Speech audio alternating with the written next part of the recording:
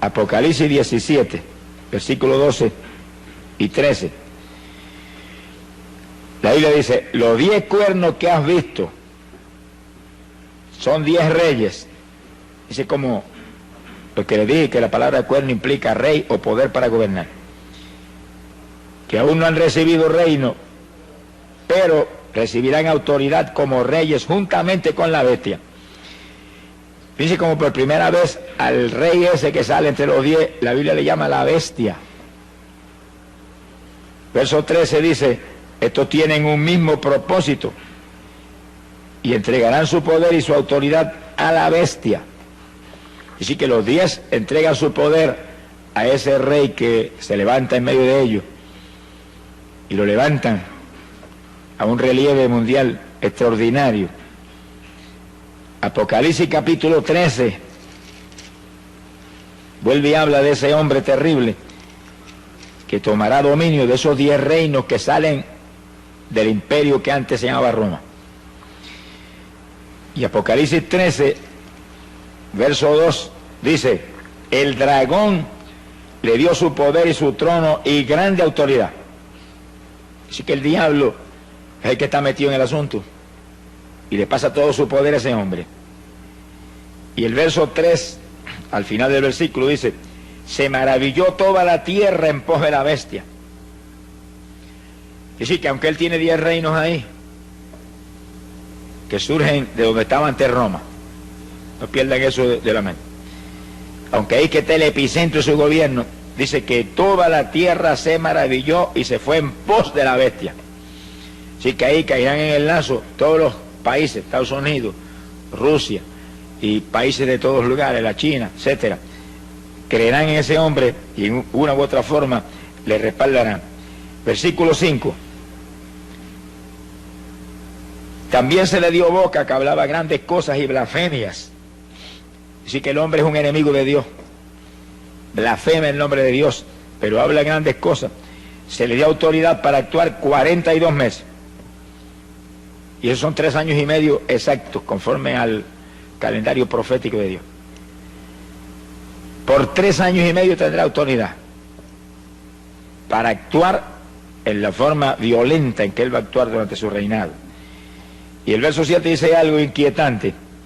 Se le permitió hacer guerra contra los santos y vencerlos. Y sus 42 meses son la gran tribulación en toda su plenitud. Que sí, que hay de los que se queden, alabado sea Dios. Es uno de los puntos que usan los que hablan que la iglesia pasará por la gran tribulación. Para decir que la iglesia pasa por la tribulación. Porque ahí dice que el anticristo peleará contra los santos y los vencerá. Pero está hablando de los que se quedan. No está hablando de los que se van. Sea bendito Señor Jesús. De eso veremos detalles, ¿verdad? Bíblicos después bien claros y precisos. Pero anticipándonos a eso, ¿verdad? Hay de los que se queden porque hará guerra contra ellos y les será dado vencerlos. ¿En qué forma los vencerá? Apocalipsis 6, versículo 9. El apóstol San Juan lo vio en visión. Dice, vi bajo el altar las almas de los que habían sido muertos por causa de la palabra de Dios y por el testimonio que tenían. Es un pasaje de la gran tribulación en todo su apogeo. Clamaban a gran voz y decían, ¿hasta cuándo, Señor santo y verdadero, nos juzgas y vengas nuestra sangre en los habitantes de la tierra? Que sí que los vencerán, sencillamente serán martirizados. Mártires. Palabra dice luego en forma clara que van a ser degollados aquí abajo por causa del testimonio de Cristo que mantienen. Pero el que no mantenga el testimonio, ese será sellado con el número de la bestia. Que dice la Biblia, ahí mismo en Apocalipsis 13, verso 18, que su número es el 666. Sea bendito el nombre de Jesucristo. Es decir, que vienen eventos de una importancia tremenda para el pueblo de Dios. Terrible. Y cuando vemos que ahora mismo todas las señales del retorno de Cristo se cumplen, esta es la época de nosotros pelear con todo para estar asegurados de volar cuando suene la trompeta.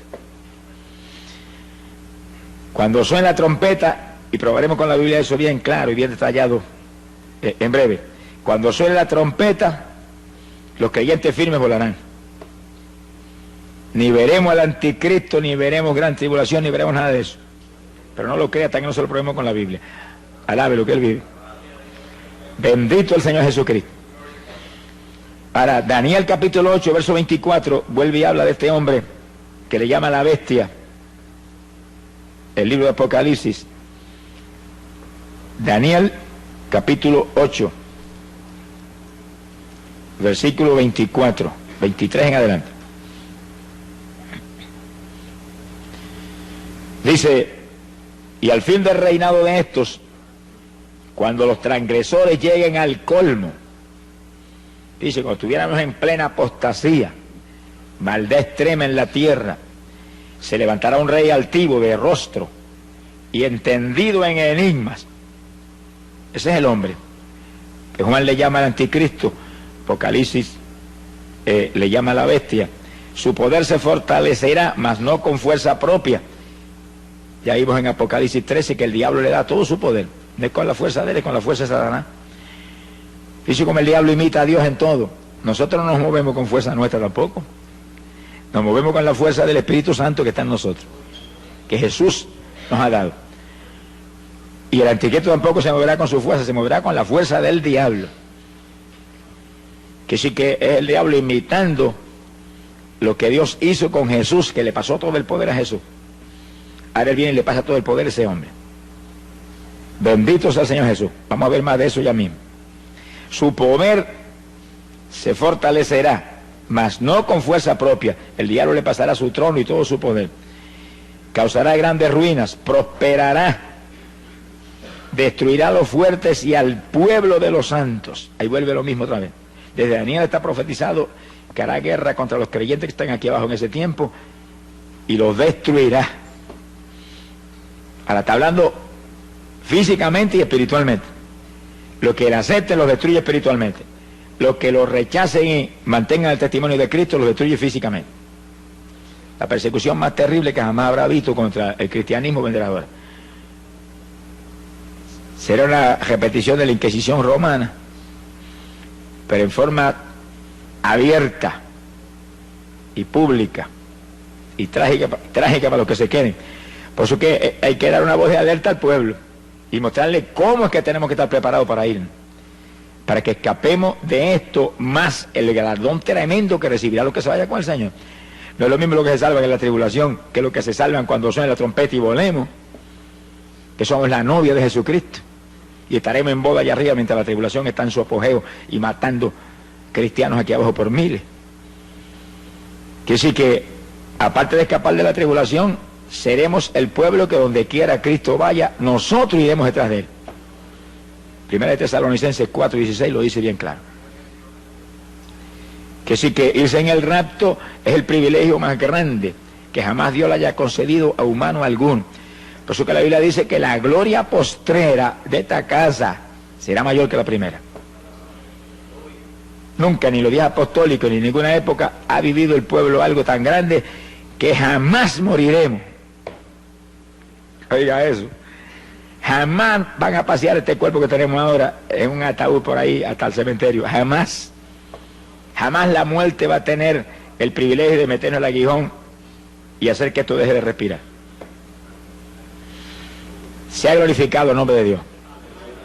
Y el privilegio de en un segundo recibir un cuerpo igualito que tiene Jesucristo. Bueno, es grande lo que Dios nos ofrece. Si perdemos esa bendición, somos los más necios de los seres humanos. Sonríese, que el Señor le ama. Pero la Biblia dice que es lo que hay que hacer. Si no lo hacemos, es cuestión nuestra. Dios siempre dice lo que hay que hacer. Luego usted tiene un libre albedrío y yo también.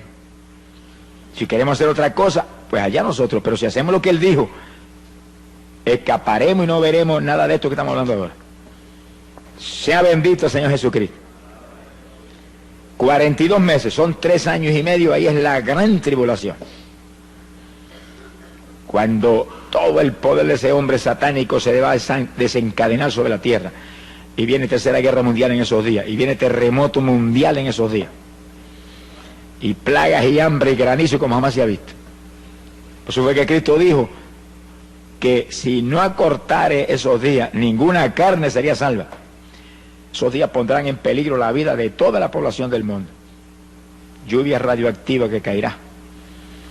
Ahora, el Señor va a intervenir a tiempo para que haya sobrevivientes. Y esos sobrevivientes se añadirán al reinado de Cristo que se establecerá. Pero con cuerpo como este, olvídese, aquí lo grande es la novia de Jesucristo. Lo grande es la novia del Cordero, aquellos en cuyos corazones está establecido ahora mismo el reino de Dios. Bueno, lo de nosotros tan grande, mire, que es realmente extraordinario, ¿verdad? Increíble, cuando Jesús, hablando de Juan el Bautista, dijo que no había nacido profeta de vientre de mujer más grande que Juan. Sí, que Juan era lo más grande que jamás se levantó como profeta. Bueno, fue el que preparó el camino del Señor y el que anunció un cambio de dispensación de la ley a la gracia. Y sí que realmente fue algo extraordinario. Sin embargo, Jesús dijo estas palabras tan inquietantes: pero el más pequeño en el reino de los cielos es más grande que Juan. Todos los que están aquí lavados en la sangre ahora mismo, llenos del Espíritu Santo, viviendo en santidad, son más grandes que Juan. Alabe lo que él vive. Bueno, eso es extraordinario, pero fue lo que Jesús dijo. En el reino de los cielos, el más pequeñito es más grande que Juan. Juan nunca tuvo lo que tenemos nosotros: ser novia de Jesús, esposa de Jesús. Era el amigo del Señor. Pero más grande es la esposa que el amigo. Alabe lo que él vive. Porque la esposa es una sola carne con el esposo. Somos el cuerpo de Jesús. Somos un solo espíritu con Jesús. Somos el cuerpo de Jesucristo aquí abajo. Jamás nadie en el Antiguo Testamento tuvo ese privilegio. Nadie de la edad apostólica para acá es que tenemos esa maravilla. Y sin embargo, ¿cuántos se lo dejan robar del diablo? ¿Cuántos evangélicos usted ve que ahí andando ahí, arrastrándose ahí en una vida cristiana superficial? ¿Cuántos que predicaban, ministraban, se fueron atrás? Están ahí hecho un escombro. Qué terrible. Cuando tenemos algo tan grande por qué luchar, y usted ve la gente inconversa cómo se matan por conseguir una profesión encomiable, ser un gran profesor de universidad, o un gran arquitecto, o un doctor en medicina, y se revientan años estudiando y se amanecen por las noches. Y nosotros, ¿cuánto más debemos hacer nosotros por ser esposa de Jesús por la eternidad? Con un cuerpo igualito al de Él, igualitos a Él, seremos semejantes a Él cuando suene la trompeta. ¿Cuánto más debemos luchar? Sin embargo, tengo casos evangélicos hoy que si van a la iglesia el domingo por la mañana es mucho. Y otros que cuando se le antoja se ponen de pie y se van y sin acabarse el culto siguen andando. Ninguno de esos indisciplinados entrará, hermano. Sea bendito el Señor Jesucristo. Esto es un ejército. Y esto es un ejército en el cual tiene que haber disciplina mayor que ningún ejército de la tierra, porque este es el ejército de Jesucristo. Este es el ejército que va a acabar con la Tercera Guerra Mundial y va a establecer un reino de paz aquí abajo. Imagínense qué disciplina tiene que haber. Los disciplinados volaremos. Alabe lo que Él le ama. Hay poder en Jesucristo. Ahora, cuando el anticristo tome esos 10 reinos, fíjense que esos 10 reinos salen del territorio donde estaba Roma, donde vio la bestia esa espantosa Daniel. De ahí sale esos 10 reinos, ahí se establecerán y ahí los tomará el anticristo. Y surgirá el 7º imperio mundial. Vamos a explicar eso bien claro. Daniel vio 4 imperios mundiales: Babilonia, Media Persia, Grecia y Roma. 4. Pero antes de esos 4 había habido 2: Egipto y Asiria. Egipto, donde estuvo José y el que después esclavizó a los hijos de Israel, y Asiria, el que se llevó cautivo a los hijos de Israel por su desobediencia, y Dios permitió que se los llevaran en cautiverio. Que sí que hasta Roma ha habido 6 imperios mundiales. Tiene que levantarse un 7º, porque en el 7 que Dios termina sus obras. El 7 es el número de plenitud. El 7 es el número donde Dios termina sus obras. Y ese 7º imperio mundial está a punto de establecerse. Y si estamos bien en los últimos días, y si Cristo está a punto de levantar su iglesia, eso tiene que estar prácticamente hecho ahora. Si no, ¿cuándo es que va a levantar el Señor su iglesia? Por eso es que no hablamos con teoría, tenemos que hablar con pruebas bíblicas ahí, claras, precisas. ¿Qué territorio ahora mismo es el que ocupó Roma en aquellos días de los Césares y de su imperio terrible? Lo que hoy en día llamamos la Europa occidental es el territorio geográficamente hablando que ocupó Roma. Que sí que en la Europa occidental tiene que haber sucedido algo grandísimo, tremendo, increíble, que ha preparado el escenario para que el anticristo aparezca y tome los 10 reinos de que habla Daniel ahí y establezca ese séptimo imperio mundial. Mundial, porque todo el mundo seguirá en pos de él. Directa o indirectamente todo el mundo apoyará al hombre, todas las naciones, y habrá unidad y habrá prosperidad, y con engaño prosperará todo. Y todo el mundo tendrá los ojos puestos en ese hombre. Las Naciones Unidas lo han dicho, que están esperando un hombre, que ningún comité lo puede hacer, han probado comités de todo tipo. Un hombre que tenga tal sabiduría, tal poder persuasivo, que pueda convencer a las naciones y traer paz, impedir la tercera guerra mundial, levantar la economía del mundo. El hombre está ahí esperando el momento para él tomar los 10 reinos y aparecer en escena. Que sí que en la Europa occidental tiene que estar preparado el escenario para eso, porque ese es el territorio que ocupaba Roma, y ahí que dice Daniel que aparecerá 10 cuernos sobre la bestia romana. Entonces, al ver lo que ha pasado en la Europa occidental, nos quedamos atónitos. Porque cuando terminó la Segunda Guerra Mundial, década del 40, las naciones de Europa quedaron todas arruinadas económicamente. Francia, Inglaterra, eso estaban arruinados después de esa guerra.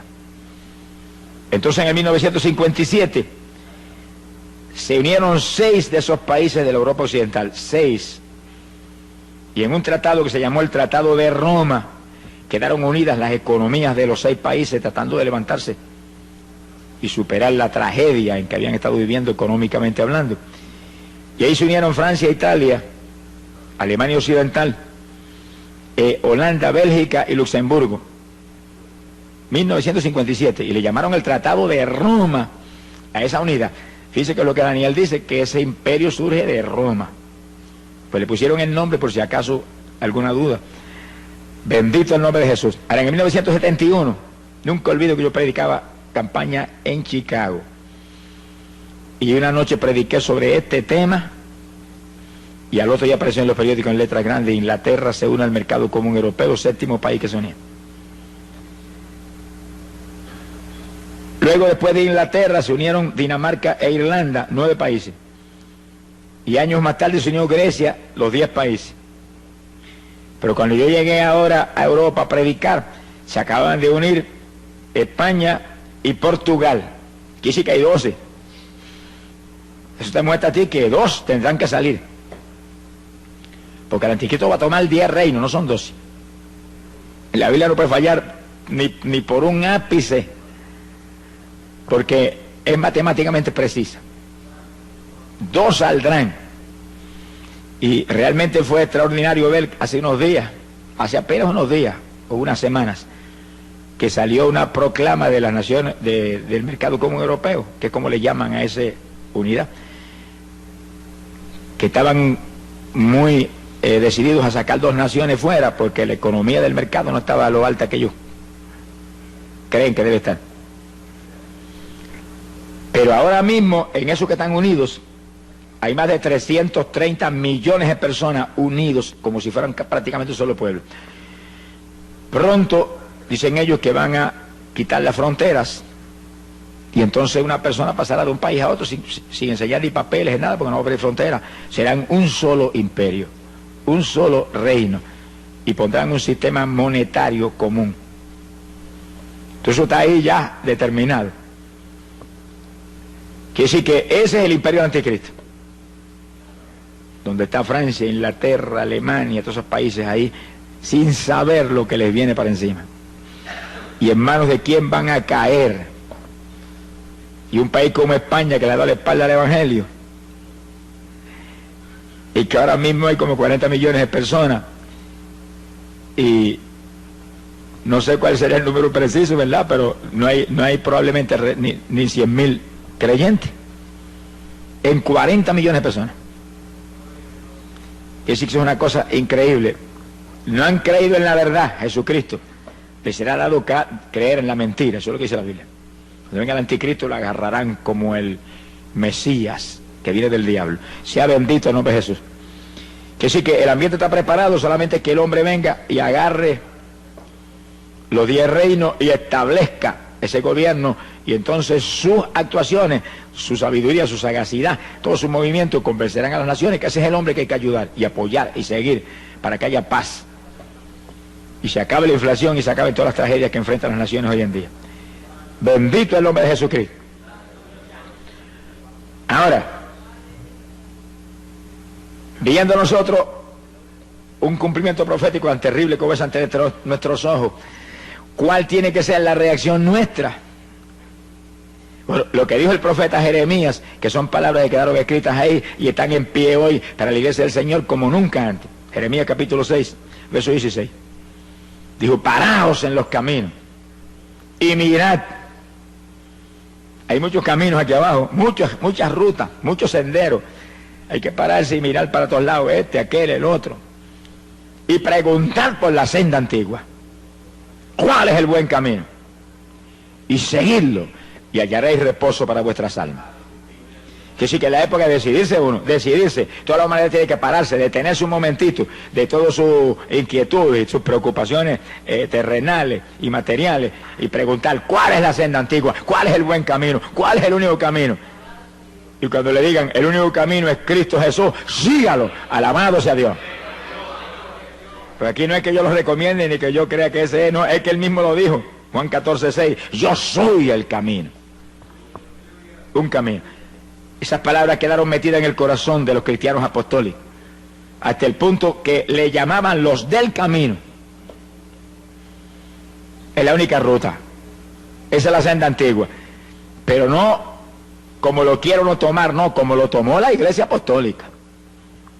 Un camino saturado de amor hacia los demás hermanos, de unidad entre el pueblo de Dios, un camino saturado de poder, un camino saturado de santidad, un camino saturado de oración, un camino saturado de ayuno. La iglesia apostólica no hacía nada sino de congregación y ayuno. Léalo en Hechos capítulo 13, cuando fueron a mandar a Bernabé y a Pablo, estaban todos en ayuno clamando hasta que el Espíritu habló y dijo, estos dos son los que he separado para esta obra. Esa es la senda antigua, hay que volver a esa senda. Cuando el Pentecostés empezó en Puerto Rico, empezó en esa senda. Y los primeros pentecostales aquí tenían una fe sobrenatural, dependían de Dios para todo. Se enfermaba la vaca, oraban a la vaca y se sanaba la vaca. Se ha glorificado el nombre de Dios. Vigilaban continuamente, oraban y ayunaban, había santidad a toda profundidad. Era todo el mundo lleno del Espíritu Santo. Hoy en día eso ha descendido no se sabe cuántos metros espirituales. Y diga ese pentecostal que usted va y no sabe si es pentecostal o qué es. Porque de mirar por fuera, ya uno sabe que algo raro ha pasado, algo rarísimo ha pasado. Alabado sea Dios. Pero el llamado es, vuelve a las primeras obras, vuelve al primer amor.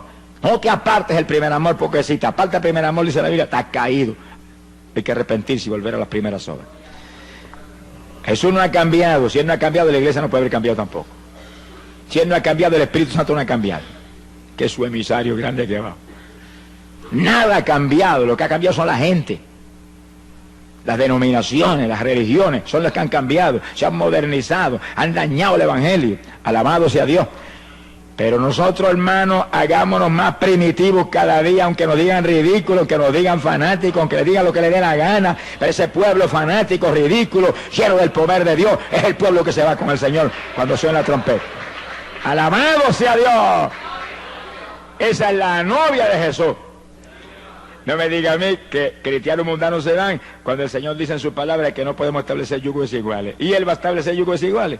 Él que es espiritual y santo, con creyentes mundanos saturados de cuanta basura hay aquí abajo. Ni en sueños. No son parte del cuerpo.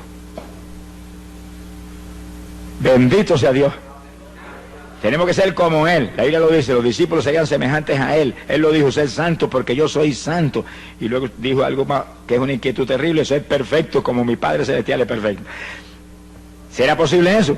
Bueno, si él lo dijo, tiene que ser posible, porque no me diga que Jesús nos va a imponer una carga que sea imposible. Es posible. Lo que pasa es que hay que vivir como vivió él. Hay que vivir como vivió él, en comunión con el Padre, dispuesto a hacer la voluntad de Dios, me guste o no me guste. Y una vida de profunda oración. Hay poder en Jesucristo. Esta es la época decisiva, cuando tenemos que decidirnos, porque son dos los que vienen. Alabe lo que él vive. Uno de arriba del cielo y otro de abajo de las tinieblas. Daniel dice, Apocalipsis 13, que vio una bestia que salía del mar, de abajo de lo profundo. Viene ese diablo terrible que entrará en este hombre, en el anticristo, y lo volverá a la bestia. Quiere decir que todo el poder de Satanás se mete en ese hombre. Son dos que vienen. Ahora, ¿cuál de los dos llega primero? Bueno, hay una teoría que llega primero el anticristo, porque si dice que si la iglesia se va a quedar abajo en la tribulación, pues el anticristo vino primero. Uno de los dos tiene que llegar primero, no va a decir que van a llegar ahí cabeza a cabeza, no. El de nosotros es mucho más rápido, no va a correr, no le va a permitir que llegue. Llega antes a rescatar su noviecita de lo que viene. Alabado sea Dios. Pero no me lo crea hasta que no se lo pruebe con la Biblia hasta la saciedad. Alabe lo que él le ama. Sea bendito Señor Jesucristo. Quiero decir que ahí estamos.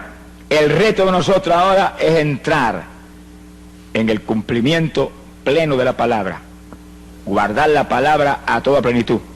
La promesa del Señor para los creyentes que se quieren ir es: los que guarden la palabra de mi paciencia, esos libraré. Apocalipsis 3:10. Ese es el reto, ese es el llamado. Usted y yo tenemos que esforzarnos como nunca antes, pero el tiempo es breve, el tiempo es corto. Estamos bien en la recta final, estamos a punto de volar para el cielo con el Señor.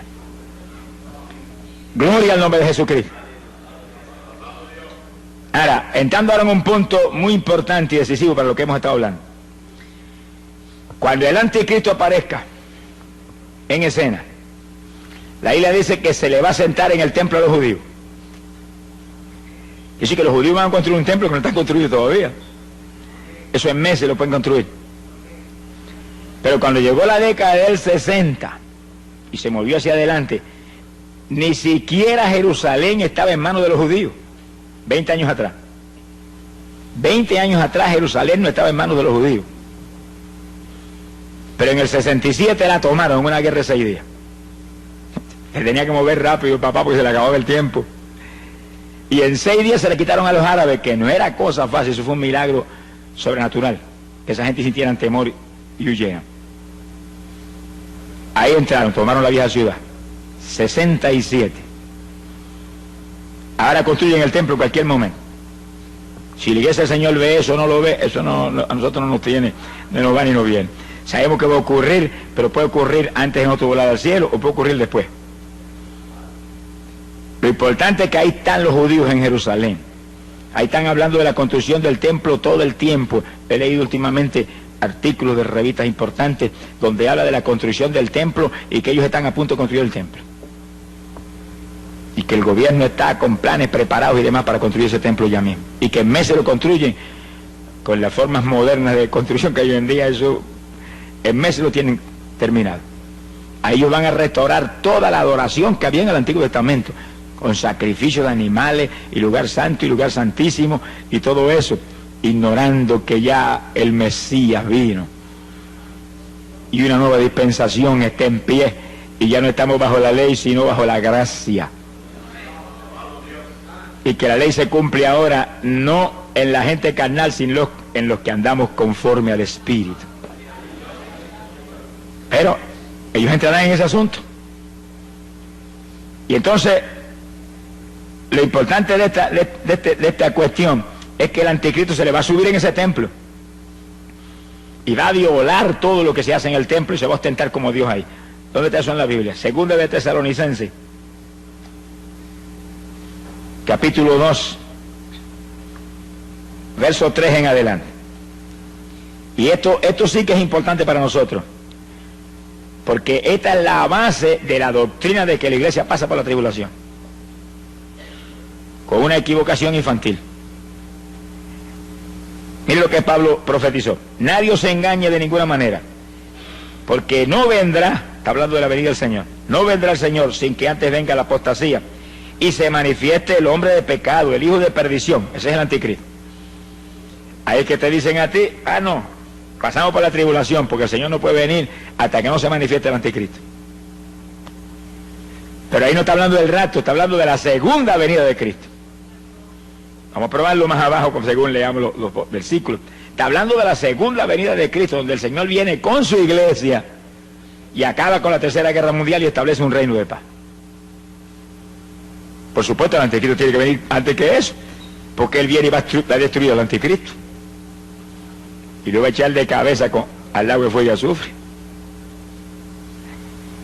Ahora, fíjese el resto: el cual se opone y se levanta contra todo lo que se llama Dios. Ahí está, en toda la tribulación, los últimos 3 años y medio, últimos 42 meses, oponiéndose a todo lo que se llama Dios, o es objeto de culto. Hay de los que rindan culto al Señor en esos días.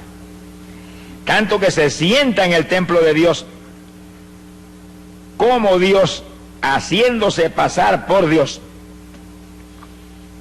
Ahí le suspende los ritos a los judíos, se le sienta en el templo y dice: aquí soy yo Dios, y se ostenta como Dios, y se forma el escándalo grande que lanza a la tierra a la gran tribulación. El gran pacificador se declara ahora como lo que es la bestia, Satanás encarnado. Mi alma te alaba, Jesús. Dice que el diablo imita a Dios en una forma tan profunda que en esos días levanta una trinidad: Satanás como Dios el Padre, que le da todo su poder al anticristo, su hijo espiritual satánico humano, y le da su trono, todo, igualito que Dios con Jesús.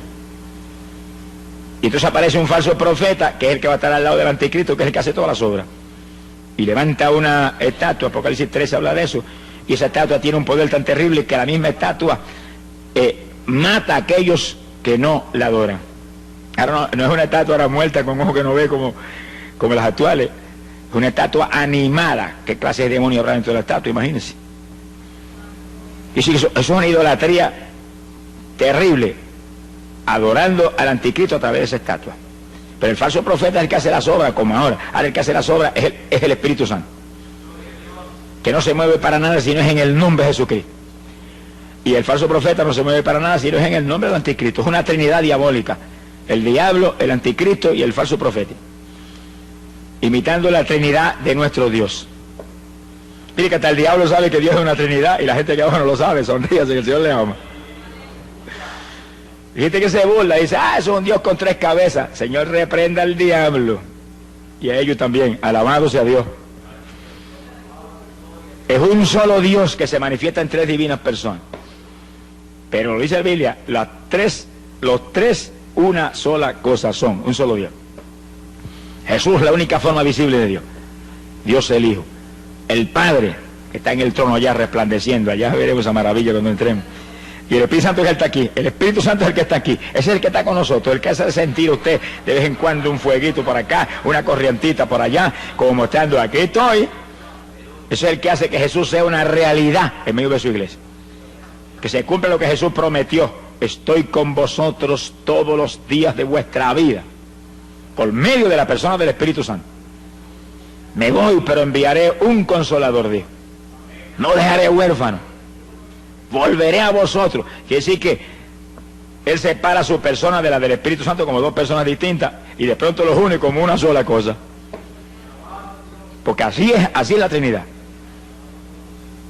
Una de las comparaciones más claras para entender la Trinidad es un triángulo. Un triángulo es una sola figura, pero tiene 3 ángulos: ángulo A, ángulo B y ángulo C. Un ángulo está ahí, el otro acá, el otro acá. Son 3 ángulos distintos. El A es A y el B es B y el C es C, pero forman una sola figura. Esa es la Trinidad. 3 personas: Dios el Padre, Dios el Hijo, Dios el Espíritu Santo, pero un solo Dios. Sea bendito el nombre de Jesucristo. Y el diablo lo sabe. Muchas religiones no lo saben, pero el diablo lo sabe. Y como él imita todo, en todo imita a Dios, establece una trinidad en esos días. Y él se pone ahí como el Dios el Padre, y el anticristo como Dios el Hijo, y el falso profeta como Dios el Espíritu Santo.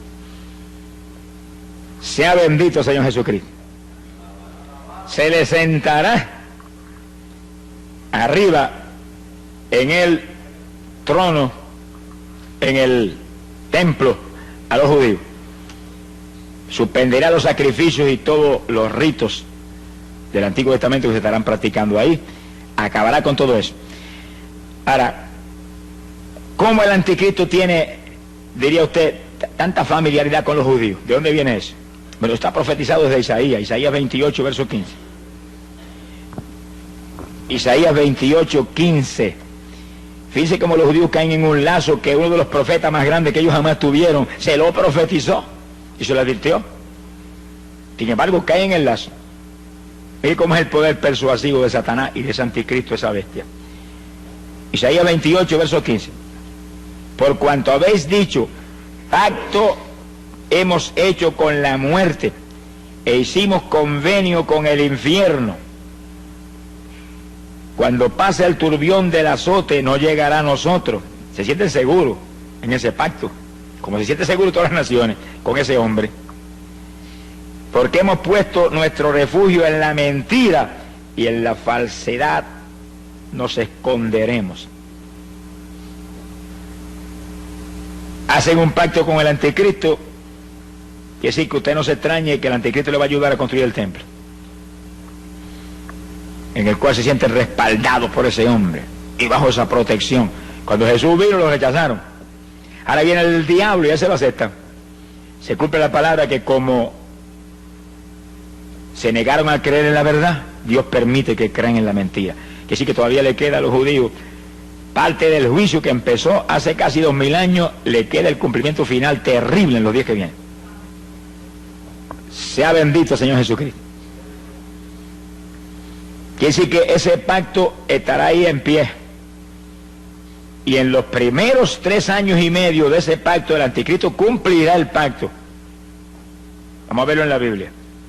Vamos a verlo ahí clarito. Daniel capítulo 9, verso 27. Ahora pueden ver esto en forma bien matemáticamente precisa.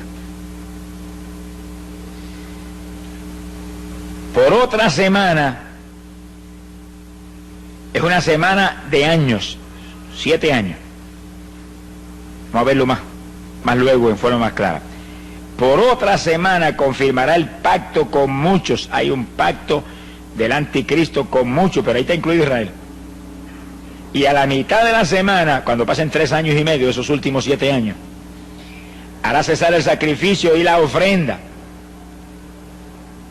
Después, con la muchedumbre de las abominaciones, vendrá el desolador hasta que venga la consumación. Pero fíjense que Pablo nos explica, que lo dijimos en 2 Tesalonicenses, que es lo que hace. Hace cesar el sacrificio y la ofrenda, pero se le sube en el templo y se sienta ahí y dice que él es Dios, que a él es que hay que adorarlo.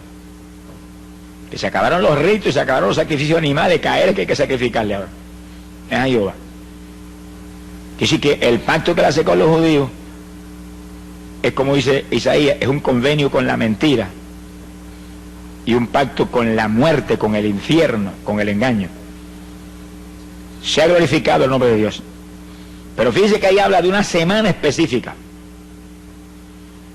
Ahora, ese es un punto decisivo. ¿Qué semana es esa? Son los últimos 7 años de esta dispensación. Los últimos 7 años de esta edad. Ahora, en Daniel capítulo 9, verso 24, tenemos que entender esto para poder entender ese punto.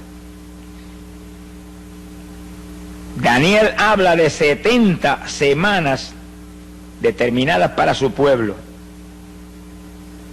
Esos son 490 años, son 70 semanas de años. Multiplique 70 por 7 y son 490 años. De esos 490 años, desde que restauraron a Jerusalén, reconstruyó Esdras a Jerusalén hasta la muerte de Cristo en la cruz, pasaron 69 de esa semana, 483 años. Quedaron 7 fuera. ¿Cuándo esos 7 aparecerían? Ahí lo dice en el versículo 27. Una última semana en la cual confirmará el anticristo el pacto con muchos, pero a mitad de esos 7 años se sube en el templo y hace cesar el sacrificio y la ofrenda. Y sí que queda de las 70 semanas que dijo Daniel que serían para Israel, queda una. Esa es la última semana, últimos 7 años de esta dispensación. Ahora fíjense en esto, que es lo importante que es esto para nosotros.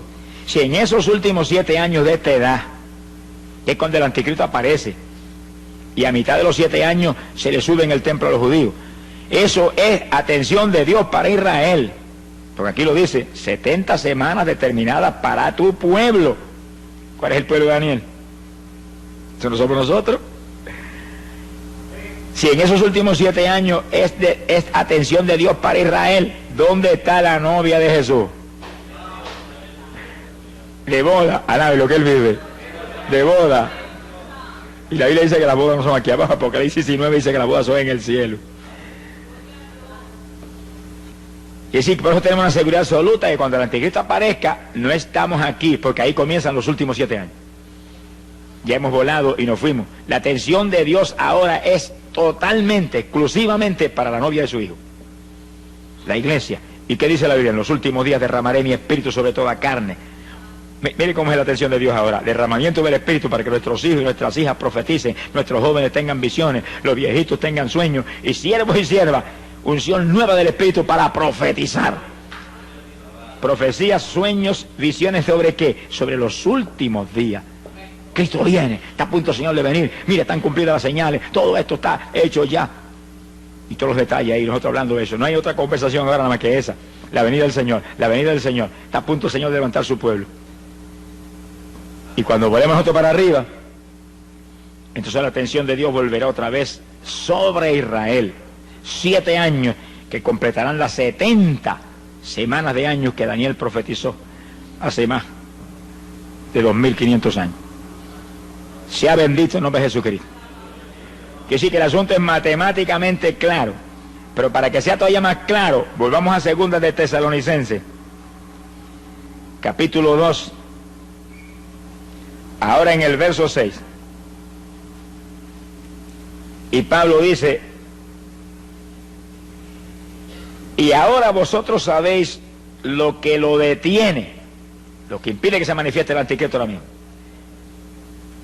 a fin de que a su debido tiempo se manifieste, porque ya está en acción el ministerio de la iniquidad, solo que hay quien al presente lo detiene. Alguien ahora mismo impide que él se manifieste y aparezca ahí, tome esos 10 reinos y comience, resurja el séptimo imperio mundial. Fíjense que el séptimo imperio mundial es un resurgimiento de Roma, una resurrección del viejo imperio romano. Son los 10 cuernos que estaban sobre la bestia, que es el séptimo imperio mundial, que es Roma. Como si resurgiera Roma con todo su poderío militar y toda su ira contra los creyentes del Evangelio, que en los días de los Césares los tiraban a los leones en el Coliseo. Ahora los van a degollar. Mi alma te alaba, Jesús. Verso 7. Porque ya está en acción el misterio de la iniquidad, solo que hay quien al presente lo detiene, hasta que él a su vez se ha quitado de en medio. Ese que lo detiene ahora va a ser quitado. Y entonces, verso 8, se manifestará el inicuo. Hasta que no se ha quitado el que impide ahora, no se puede manifestar. Y si cuando suene la trompeta y arrebatados en nubes volemos hacia el aire, el encuentro del Señor, ahí el anticristo se sonreirá y dirá: ahora yo puedo aparecer. Ahora voy yo, ahora soy yo el principal personaje en la tierra. ¿Y por qué no se puede manifestar mientras la iglesia del Señor está aquí abajo? Porque la iglesia del Señor, y yo no estoy hablando de todos los evangélicos que existen hoy en día, porque eso no es. Estoy hablando del cuerpo de Jesucristo, hombres y mujeres que forman el cuerpo de Jesús, porque son hombres y mujeres santos, limpios, llenos del Espíritu Santo, llenos de la fe del Señor, que se mueven ahí, andando no por vista, sino por fe, creyendo la verdad total de la palabra y viviéndola, y dando testimonio a la humanidad, y que sus vidas ya no es yo, sino Él. Y que el único incentivo de estar aquí abajo, porque somos de arriba, es llevar luz a los perdidos. Esa es la iglesia del Señor. Los demás no están pegados al cuerpo de Cristo ni con saliva. Sonríense, que el Señor les ama. Están convencidos, pero aquí no es cuestión de convencerse, aquí es cuestión de convertirse, desde la mollera de la cabeza hasta la planta de los pies, desde las uñitas hasta el pelo, por dentro y por fuera, nada de lo que él le ama. ¡Ay, Sahaya, Sohaba!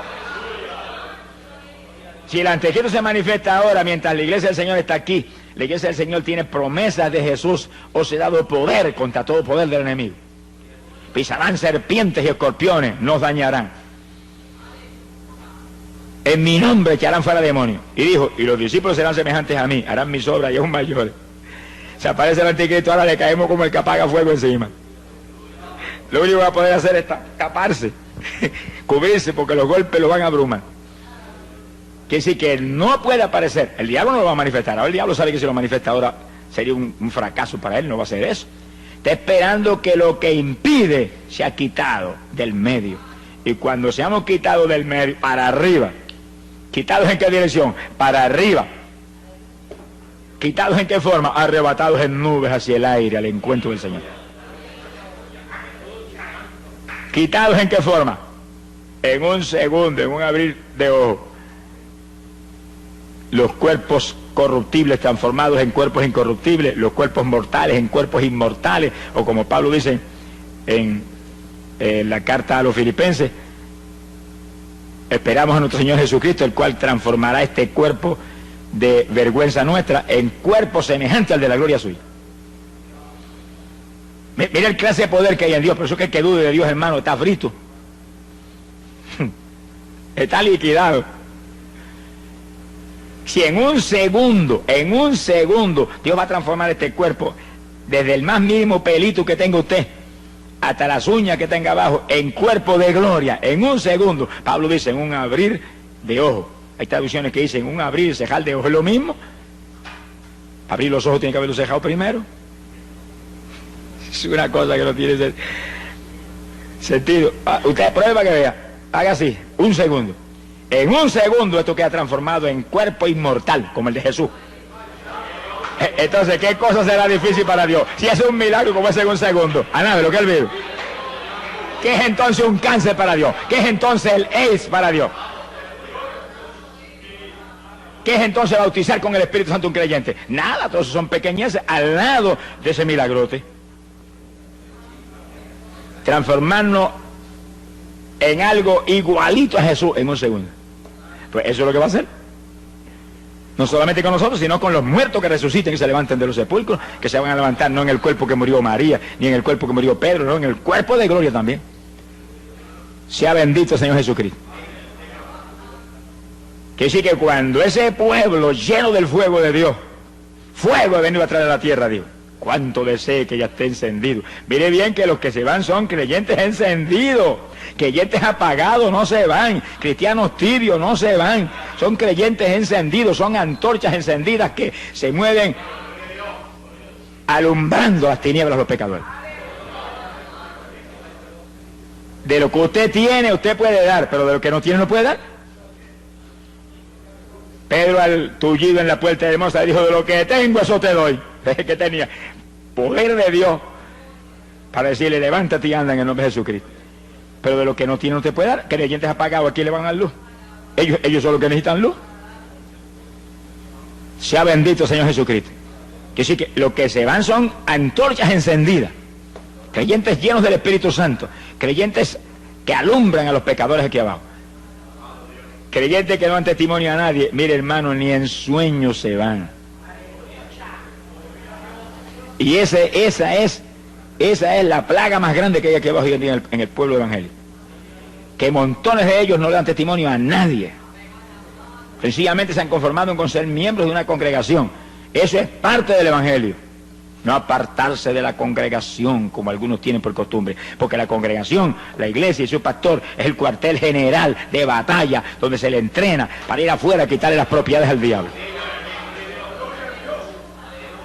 Pero si después que está ahí, sentadito ahí, gozándose en las cosas del Señor, y Dios lo ha bautizado con el Espíritu, ahí se conforma y no hace nada, no le da testimonio a nadie, en pocos días usted lo ve que seguido desciende espiritualmente. Ya está más tranquilo, más conforme.